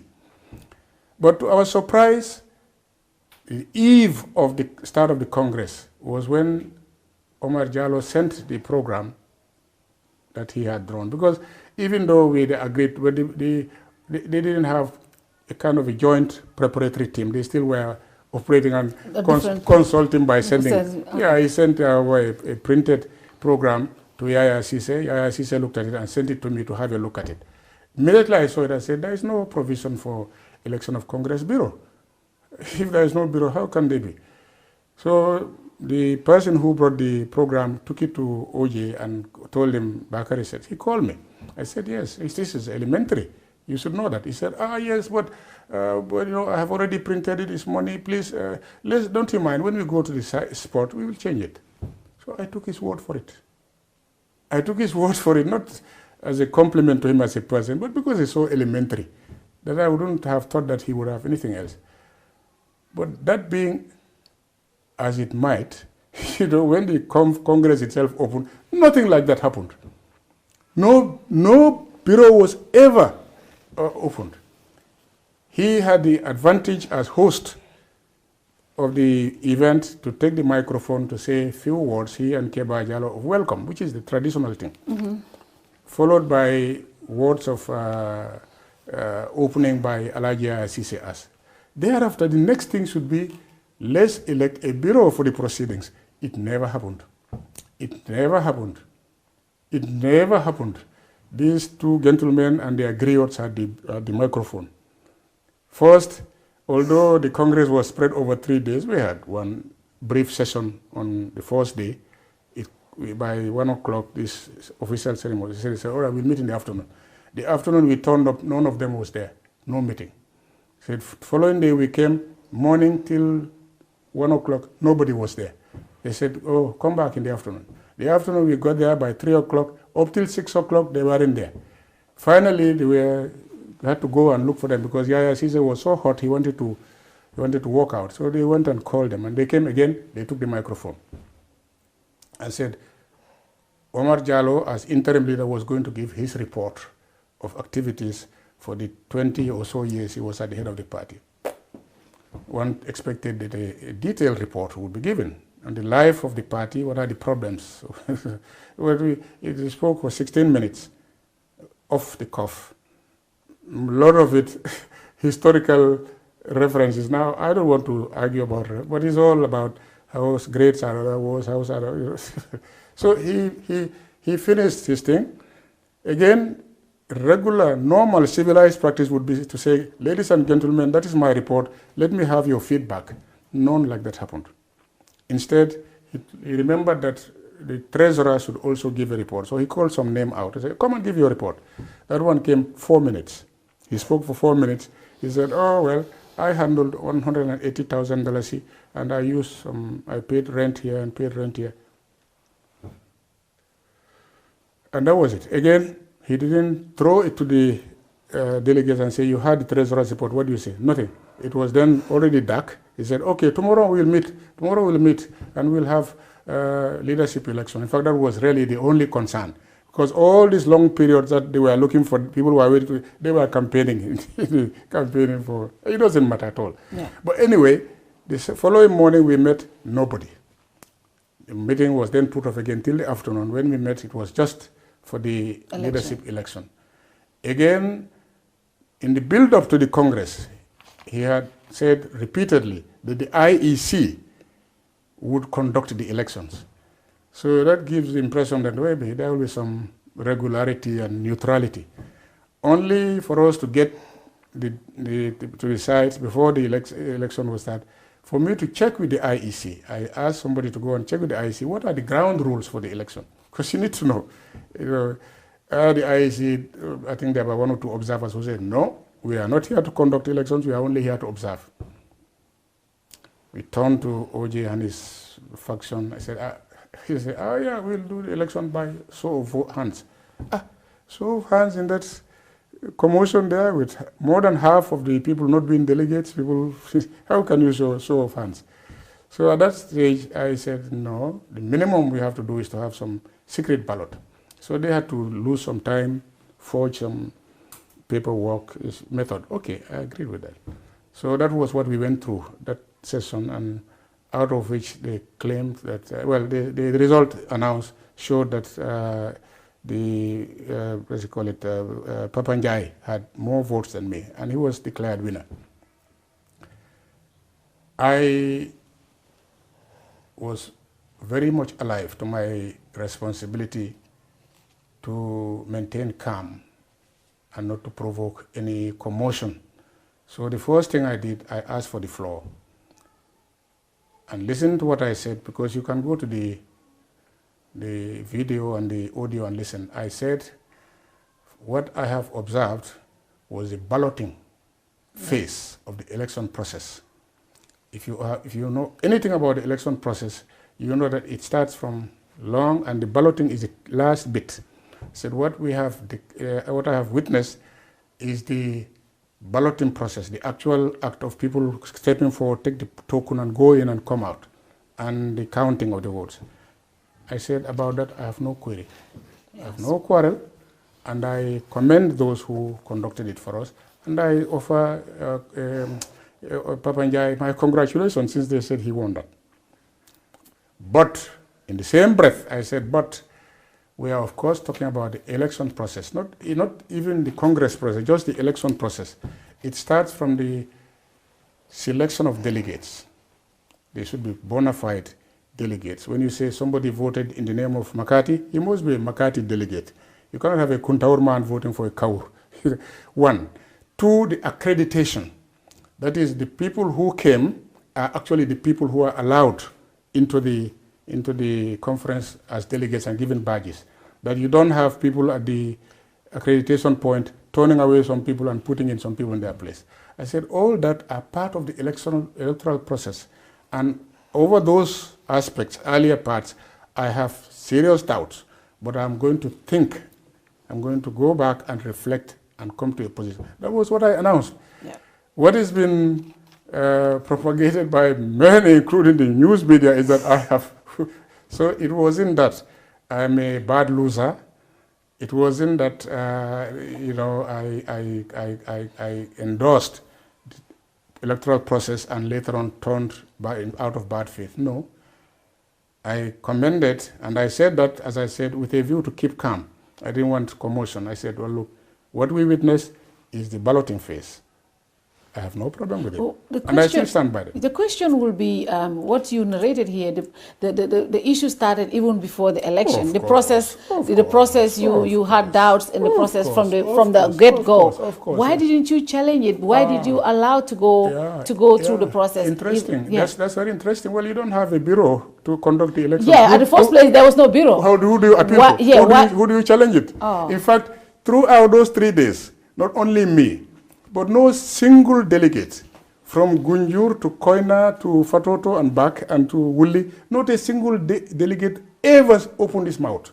Not a single delegate ever opened his mouth. The microphone is conducted, held and monopolized by these 2 people and their griots. Not a single person. But go to the records, audio and video, and let me know of a single delegate from Nyamina or Nyani or Kiang who ever. There was no chance. As I said, the meetings were very, very few.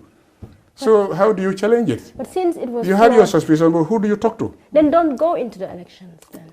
Well, at that stage, as I said, we were under a lot of pressure. The IEC was saying elections were. And in any case, even if you don't want to go to election, you have to tell somebody to call off the election. But who do you speak to? People who are genuinely interested and working on this crooked thing. But remember, no, but we mustn't panic. You know that, we got people have some little bit of intelligence. We know that this can be challenged later on. And that's what we did. That's what we did. That's what we did. We don't want to cause commotion there. No, I mean, had you won, would the story been different? You would have not gone to the courts, would you? Even though the process has been flawed from the get-go. Oh, if I had won, perhaps I will not be the one. But if somebody challenged the flaws, I will certainly give him, endorse it as a matter of principle. I am strictly, as I said, Congress is no joke matter. It's a serious matter, and it has to be done properly. Because since the system is flawed, I would expect that even if you had won, you said, okay, I won, but the system has been flawed from the get-go. Oh, so. Well, I can assure you, if I was the one declared winner, when any member of the party raises fundamental queries about the process amounting to fatal flaws, I will be the first to say, yes, let's go over and do it. I have no space. My interest is try to help build the party. To build the party, you have to build it on sound foundations. You can't build a strong party on the basis of fraud and irregularities. So I have no interest in going ahead just because I happen to be the winner. What would be your response to those who said you guys came to take the party away from OJ after everything he has done for the past 22 years to be the only person who was on the ground to revive the party, and all of a sudden you guys came to take the party away from him? What would be your response to those people? I will say it's nonsensical, and it betrays a deep ignorance on the part of the people who speak in that one. Yeah. We are talking about a party, a modern party with democratic aspirations. Personalities don't come in. Personalities don't come in. You are insisting on principles that will take the party forward as a party of belonging to the people. So it's not a question of OJ out, take somebody out. This is what I would call comment coming from ignorant people. Yeah. And then for a party that is even trying to lift its feet from the ground, PPP, I'm sorry to say, a lot of people said was already dead, and you guys came together to revive the party. Yes. And now you are in court. The court has not decided yet what happens. And you and some members of the party, executive members of the party, have gone away and setting up a new party, the People's Gambia for All Party, and that is in the offing. Would it be fair to say it is the disgruntled members who are just breaking away to further destroy the PPP? Yeah. No, I know these kind of cliches, disgruntled comes to mind, but it will be totally inappropriate to use it in the context. I did say that even me, when I stood there on the election day, said, I would want to go and reflect on the entire electoral process. That time I wasn't even bringing in the question of the entire Congress process. Oh. Remember, the election is just a tip of the business of the Congress. Yeah. So, but in talking in relation to the Congress, I did say the total process, I have questions in mind. We went home that night.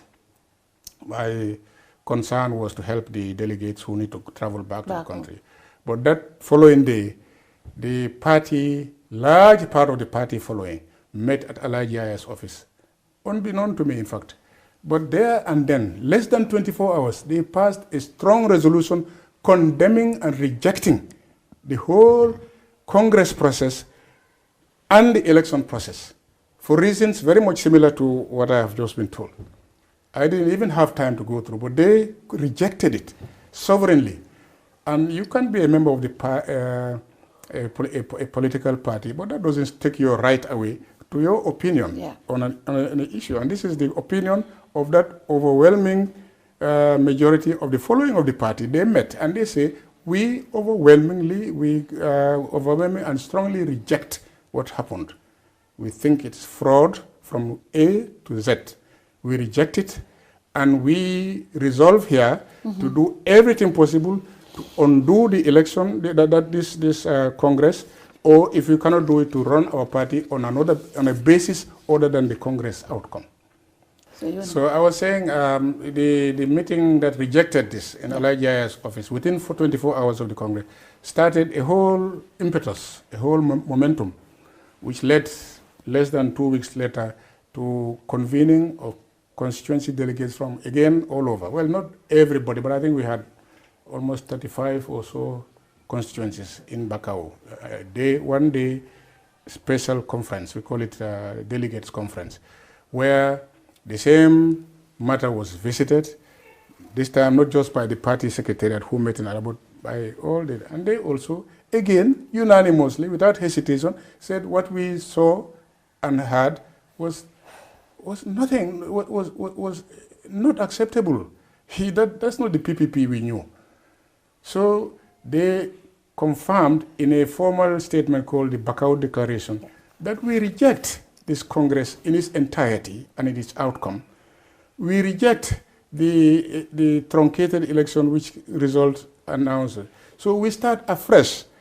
Either we are able to convince those who think otherwise and come and we start afresh, or we will start afresh on our own.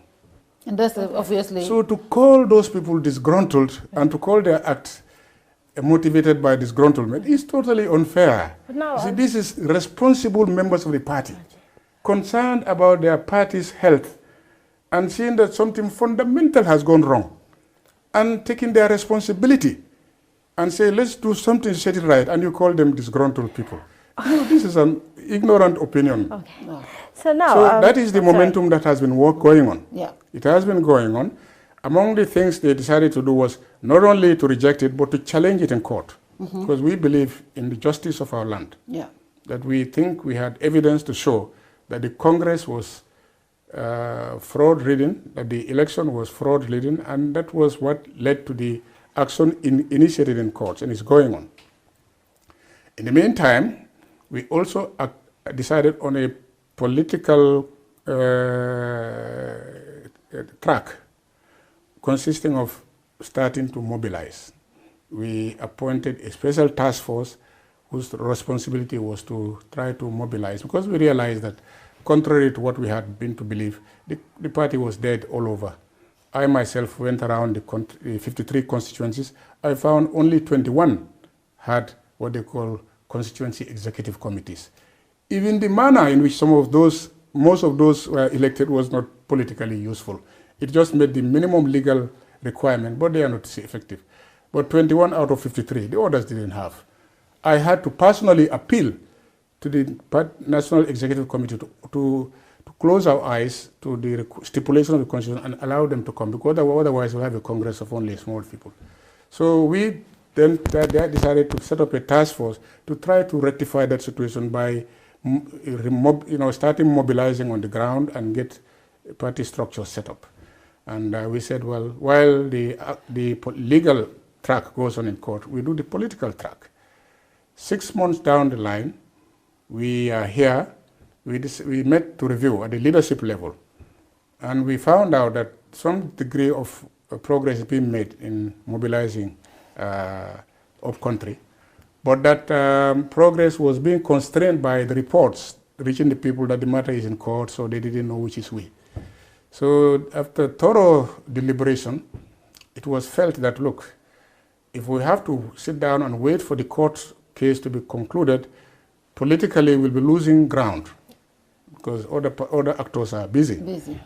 So it was decided the way out then, therefore, is to raise or found a completely distinct party, but distinct only in name, because it will actually take the principles, the values of the PPP along. We are the same people. So we will take not only the PPP's people, but their principles and values that founded the party to found a new party. We left behind the name PPP, but if you understand how political parties are, the name and the leaders are just the empty shell. The substance is the people and the principles and the values and the methods and the processes. So that was what we moved away with. So we went and founded, we decided, we haven't yet founded, we decided to found a new party, and we decided on a name for it. And we are now set up a steering committee to work on the practical details of actually setting up the party. Because before, when the Gambia was really a democratic, truly democratic dispensation, you wake up in the morning, you had a dream last night that you want to set up your party, you just go to the Registrar General's office, and in less than 1 hour, you're out with your listing. Now, Jammeh came, he changed all that. He said, before you set up a party, you have to have bureaus all over the country. Before you set up a party, you have to have 10,000 or more signatures. Before you set up a party, you have to have a Congress to adopt a constitution. Before you have a party, you have to cough up $1 million. So this is really the practical task we now have to put in place before we formally launch the party. So it's not the work of disgruntled people. It's not an action out of disgruntlement. It's action by responsible, dedicated members of the PPP who really believe in the values and principles of the PPP are still relevant and necessary in the country, and they want to propagate it. If, because of certain circumstances, we cannot do it effectively in the name of the PPP, we don't mind moving. We go with the people, the substance. We leave the shell behind. So you just said something very important. You left the name behind, but you went with the people and the substance. Yes. That is key. Yes. Let's talk about the people that consist of this Gambia People's Party. Actually, who key? Let me just finish that before, please. Because I want to who key among the current executive are part of the people that is going to the Gambia People's Party? First, a big Congress, a big correction. It's not Gambia People's Party. Gambia for all. Gambia for all. Gambia for all. Sorry. Gambia for all. Can you repeat? Gambia for all. Can you repeat? Gambia for all. Gambia for all. Okay. The people in the behind the Gambia for All project, the important people are not what you call the important players. Are the people. It's a party, a people's party. People's Party. We brought delegates from 40-something constituencies, because we call all the 53. But because of the onset of the rain, some people are farmers, a few constituencies didn't come. These are the people who are the party, and we respect them. So the question of who are the prominent people is almost an irrelevant point. It's almost an irrelevant point. It would be interesting to know who among the executive, the current executive, is I don't know. I mean, we had a body called the party secretariat and bureau consisting of 20 people. They were all there. Yeah. They were all there. I don't know now if you want me to remember. Is the there? The national president? He was there. He was the president. He was the chairman. He was there. They're all there. Wow. They're all there.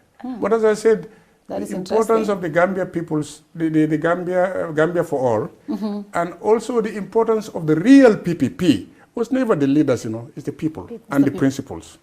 Okay, just before we get into the principles, the objectives of the Gambia for All party, I would just take one step back because I've been thinking and I'm trying to understand. Since the matter of the PPP party is in court right now, It's still in court, right?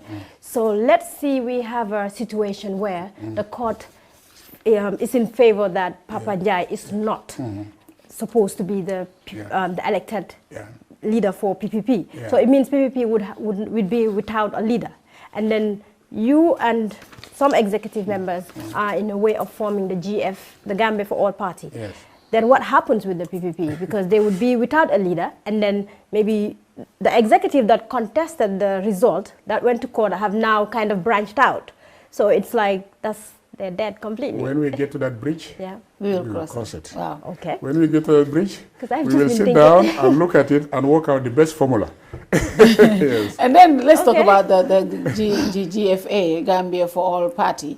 What is the objective? What exactly are you going to do differently from all other players in the field right now? It's a crowded field and so many parties are registering. What are you going to do differently? Yeah, well, we are working on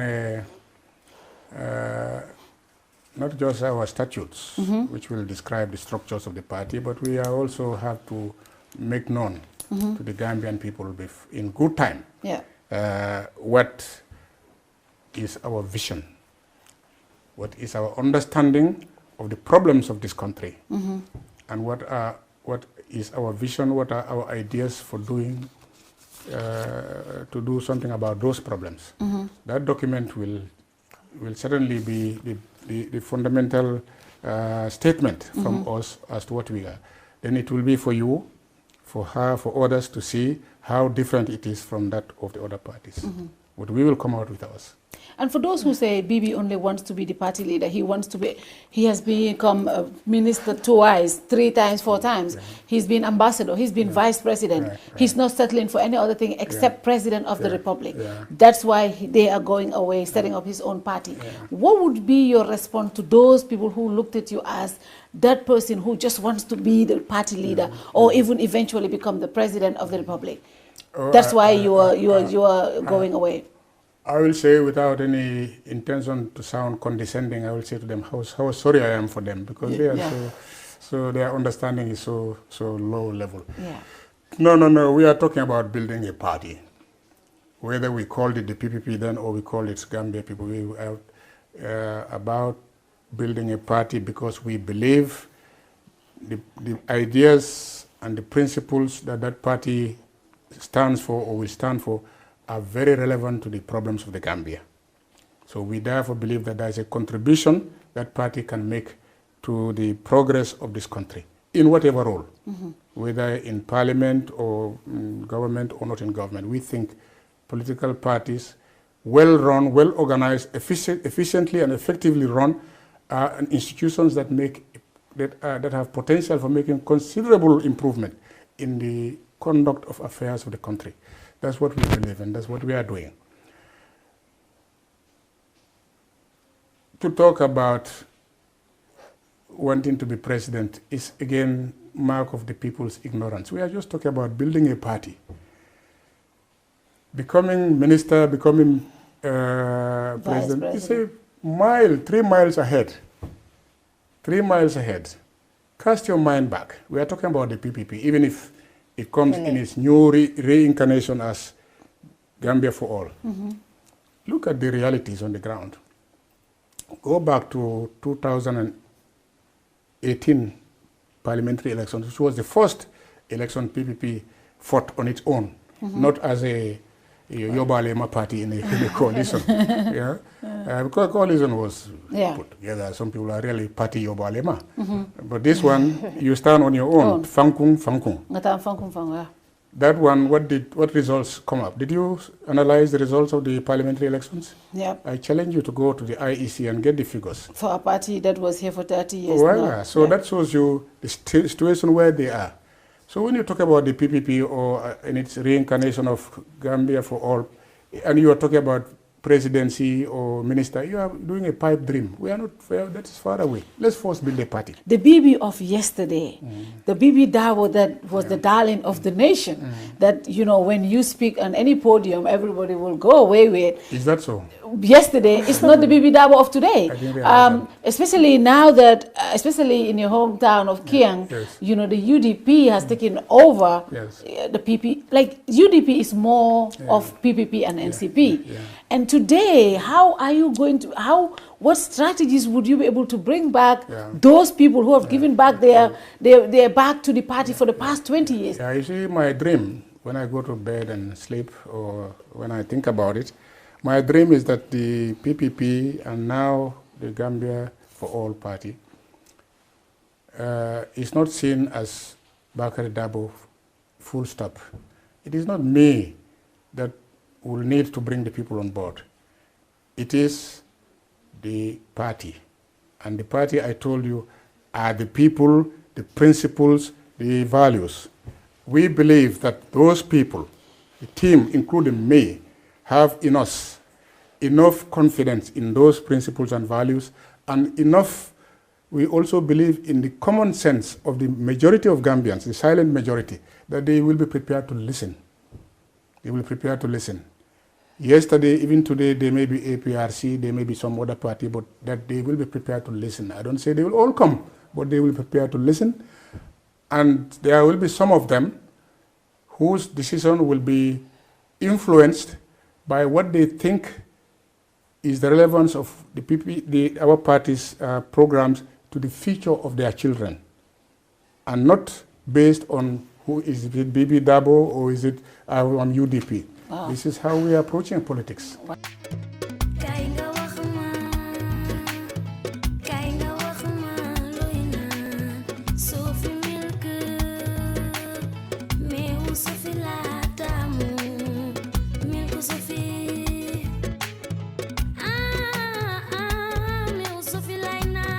Sophie meew la bu sell te neex baax na ci halal ak mag yépp am na calcium, iron, protein ak vitamine yu bari.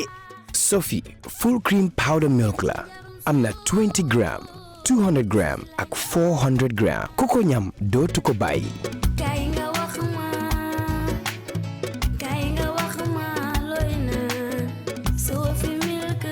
Sophie, proudly Gambian. jaxle dikkal na ma de war a dem Makka te xaw ma fu may demee ji rek. hello Modou ma ne demal ma jiyaayee léegi nga fayal ma suma tiketu Makka bi. da ngay dem rek. damay dem di jiyaayee laay demal. man de kon fa laay demee ji. xanaa xamuloo woon foo war a demee. xaw ma ko woon di. jiyaayee ñoo ko moom kon foo war a demee. xanaa jiyaayee rek. jiyaayee rek nga war a demee sa bos la yaa ko moom. soo ca demee ca nga war a demee boo ca demut ca nga war a demee. waaye kon de dama la jox nga dem jënd li ma rek. ayca. waaye ndey seen dëkkukaay ya nag. dëkkuwaay yi dafa baax ba dee gis nga fi ñu dëkkoon daaw ca Medina danga naan Allahu akbar ca xaram ba nga dox ndànk génn sa néeg dox ndànk dem julli Makka nag kenn waxatu ko ñu ngi ca digg ba da ngay taxaw nii seen lamp yi xaram bi yaa ngi may dégg te nag képp koo xam ne da ngay julli ji rek foo nga jaar suñu boor dem ca xaram ba waaw lekkookaay yow dañuy lekk ba doyal lekk ba suur ñun dañuy lekk ba desal lekk ba génn ci biti di maye kuy fay nag fooy fay jee Ecobank bu la gën a jegeñ dem fa 100,000 ngay déposit ca Ecobank ñu jox la receipt nga dem ca seen makkaan nga xam ne moo nekk ca bunti airport ba jox leen ko ñu jox la seen receipt wa illa nga dem nag Kairaba ca seen office ba 50 Kairaba avenue ca buildingu FIG asalaamaaleykum waaw yow bete ku dem Makka ni da ngay dem Makka anduma fi bàyyi fay naa bu yàgg fay naa sax jinta jiyaaye la di jiyaaye ñooy yaatal seen tur rek defal ko ba mu baax def lan Gambia National Travel and Hajj Agency fépp foo xam ne mbirum ticket la rek ñoo ko yore aj geeg ñaaw geeg dem gi yëpp ñoo ko yore ma ne lépp lu jubbi ci muri aj rek ñoo koy def mooy avion waaw seen office ba nga xam ne moo nekk ca seen bunti airport ba seen office bi xam nga nañ ko tabaxee comme plane soo duggee ci biir sax plane bi yëkkati la yóbbu la GIA nag ñoo national carrier yow itamit nag GIA ñoo ko moom. Okay, so now we look at the political landscape, the way things are going. It looks like not a single party can actually win upcoming elections, just looking at it by analyzing the situation. It looks like if we have to elect another president, there's a high possibility of getting a coalition government. When your party, Gambia for All, is registered and is in the running, it has actually, in an interview, OJ has alleged that the reason that the people that were actually supporting you during the Congress, they are UDP supporters. And then rumor has it, and it's been circulating, people have speculated that you want to be a leader of a party, be it PPP, be it your party, so that in a situation where a coalition is needed, you would easily join hands with the UDP, as people have said they are the biggest party, and that way you have a chance in being part of the decision makers in the country. What would you say to that? Well, you know, political speculation, there is no limit to the scope. People can speculate all manner of things. You know, I think you said, yeah, that... the 50 plus 1, the political landscape, yeah. How can you even speculate when you haven't seen the new constitution? When the constitution doesn't make any stipulation for coalition, you don't even know whether the new coalition... We're not referring to the constitution right now. We're just looking at the political landscape the electoral laws. Analyzing the situation. No, the electoral laws says first past the post. Yes. First past the post. The one vote. The first one among the many competitors who leads. So, you know, so coalition is not necessarily inevitable. Yes. According to the laws as they stand. I don't know whether they will change. Okay. So you see, this is the difficulty in making serious political analysis and projections in an environment which is shifting. Mr. Vice but President. If and this is the only time I go into this and that's when I want you to answer. The only time I go into hypothetical things. Yeah. If the constitution were to change or the electoral laws were to change and they would insist on a qualified majority, blah, blah, blah, and making it necessary for coalition as you analyze the realities on the ground, well, the PPP will, not the Gambia for all, will only go into partnership with people whose ideas and values and principles are not incompatible with those we hold for. So at that stage, it will depend on who approaches us and what are the principles and programs of that party. Wow. Yes. Until then. Until then, thank you very much, Honorable. And finally, before you go, badingol mimbe jibele lafta mune fola badingol mimbe jibele bayri wato banta kacha diata lafta nyin kacha kala num mande ka kala, but because this was our first encounter with you, we wanted to address everything. But in mol mimbe jibele lafta mune fola badingol mine alon ko be jibele sako bading kiankol. Mbebe kontona. Mbebe kontona kiankolo show, but also badibunkol. Badibunkol fana kontona. Mbebe kontona. Mbe aitandila ko aketanye harje bati. Nga medium soto ko alto lañing pour kato ñing kam ko kango fanondire mo mbebe kontona. Ba fule ko bankobe tembo mento comme yalo ñamen. Ha mbota ku kolene kono to momena maral jawle be larin kanno ay mul batandi jang ka to maralo memman tama silola amantama luwala amantama silola amantama luwala tinyari jama kita e banko murunde ko ma bake ay banko tokuya e mem no be maralo nyato say aleyake election o ngawo atina ngawol bondi jang end of 2016 barin safo ko wari murado mambande wolu men yem batandi banko kan wolu bondi jelle ba han sa murado mambang murado ngene kan banko ta ngalondi silo kan mensi ke silo ta asita tamandiri nyaati mensi banko bondi be batamen kono asinya nyaato ay mala ko be nyimbe nyaame pour ndingol nin dingol so bawo nembe o temboto molsta hakilo la bake tumo menna be ka wato walem pour ibe banko karafala memma abota membulu mo kurum balete mo jaw balete bara nyanta dila menna say mirelo nyanta sara wolto du kare ni banko dila menna isa dila dalila kamal ikana dila ko ke jangolum bon ke sutongolum ikana dila dindingolum bon ke balam ikana dila parce que muslimo lo isa di mola men sa no me adaji ko soto suwo ikadi no balela ni man suwo dia no bala ibe malo dorna soto la du kare ngawo blande na miralo kono banko bota dinka bala kono de barimbe dinka dala hani say pourquoi bondi wodin kadala ka londi ay bambang ay nyaato soto fosi akatay banku dum mulu bulu mene sa sampano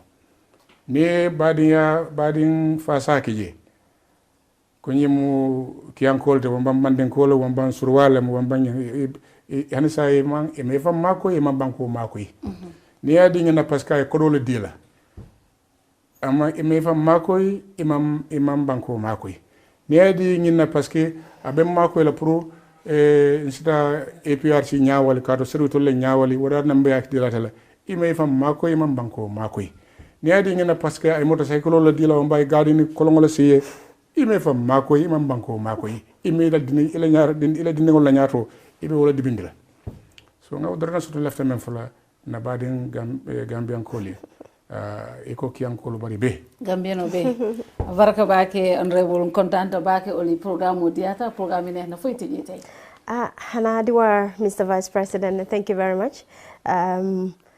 Wax bi setna wax bi leerna lu bari hejna amon na ñoo xamne ñu ñoo sétane tay jaaxalon na lañ amon na ñu bari ñoo xamne ñi nga sétane tay dañ amon sen just own idea of how it happened and what happened.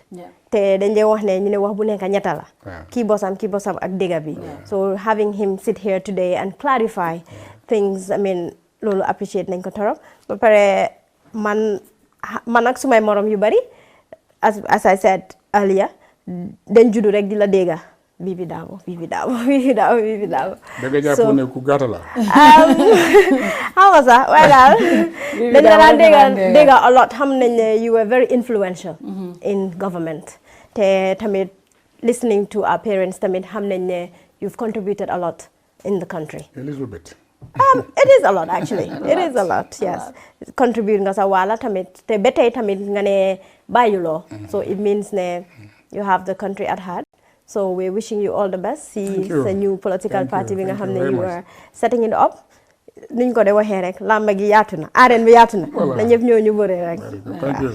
Thank you very much. And definitely we want to thank you for coming, and we want to thank Honorable Balong for coordinating everything for us. We do appreciate this. And I think a lot of us, including ourselves, have learned a lot of new things about how things were done before. And this is a great honor for us to have somebody so distinguished like you on our platform. We do appreciate it. And we wish you all the best. And we will be here to look at what happens. It's going to be interesting times, actually, in the political process of this country. But that is what democracy is all about. Of course. That is what this is what everyone fought for, to have so many political views, to have so many people coming in the field. And at the end of the day, the Gambia just deserves the best. And may the best win in the next elections. Thank you very much for coming. And good night to you all. Bye-bye.